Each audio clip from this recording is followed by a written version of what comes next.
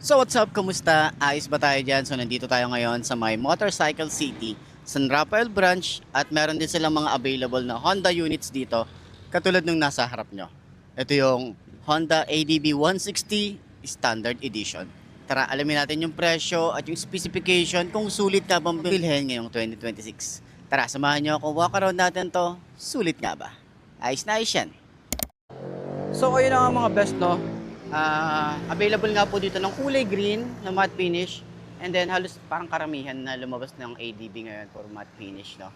Tapos yung may road sync, yun yung glossy finish, no? Sa mga standard version, puro mga naka matte. Okay, so sa mga nagtatanong ano yung specs no? Ano yung specification nito, nandiyan po sa side nung kanyang, o sa screen nyo, nasa side makikita nyo yung specification or kabuuan ng specs netong motorcycle na to. So upuan natin, okay, sa mga nagtatanong, sa 5'2" na kagaya ko, abot ko ba ang ADB? Napakaliit ko, di ba?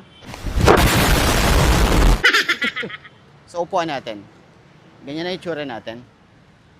Napakakapal talaga nung foam na ginamit dito. Tapos yung foam niya, hindi siya yung sobrang tigas, hindi rin siya yung sobrang lambot, nasa gitna siya. Okay, so abot naman natin to, try natin siya. Ayan, sobrang tingkayad pero manageable naman siya, gumagaan na siya kapag naitayo mo na. Kahit sa traffic hindi ka mahirapan, ganyan. Medyo ngalay nga lang kapag sobrang tagal mo na sa traffic. Kasi ang gawin mo, i-side stand mo, tapos iwan mo ng ganyan, di ba? Pwede mo na bitawan. Pero kapag go na, dali naman siyang iangat. Ayan, di ba? Legroom natin dito, malapad or malawak din.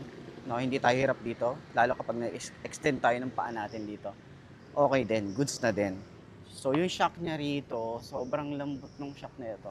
Okay, 9.5 out of 10. Yun yung ano natin. Hindi naman siya perfect, pero sobrang ganda, oh.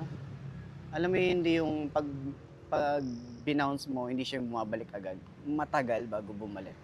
Kaya alam mong maganda, eh. Ayan, oh. Diba? Kaya kapag nalubak ka, hindi mo masyadong ramdam yung impact niya, yung impact ng shock. Pero sa likod, ayan, oh, bumabalik agad. Pero pwede nyo i-adjust yan kasi naka-adjustable naman to na may baso. Pwede nyo i-adjust. So, ayan.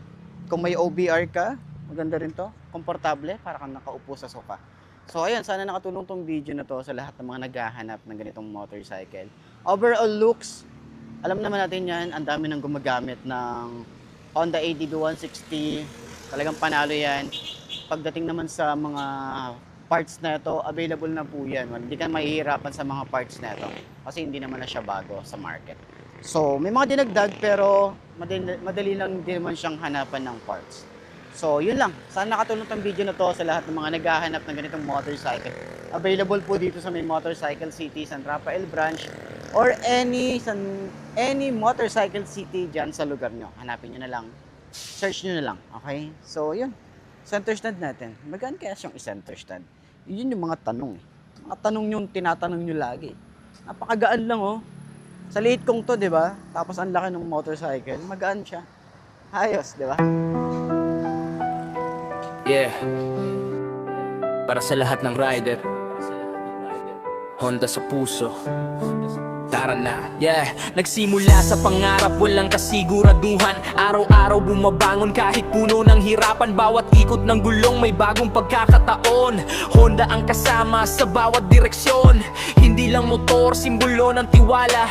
Kasama sa biyahe kahit anong problema. Hindi susuko kahit mahaba ang daan. Basta may sipag, maaabot ang tagumpay balang araw. Honda ang saksi sa bawat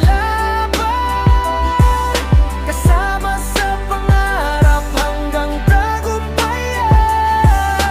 Kahit may bagyo, kahit may unos, tuloy lang ang biyahe, huwag kang matatakot.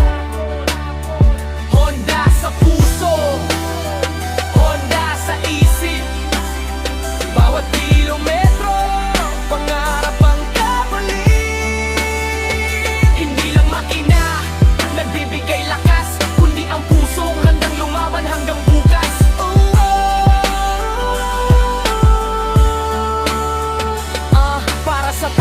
maagang bumibiyahe para sa nanay na walang sawang nag-aaruga, sa rider na nagsisikap para sa pamilya. Bawat patak ng pawis may sisay at halaga. Hindi sukatan ang bilis ng takbo, mas mahalaga ang marangal na progreso. Respeto sa kalsada, respeto sa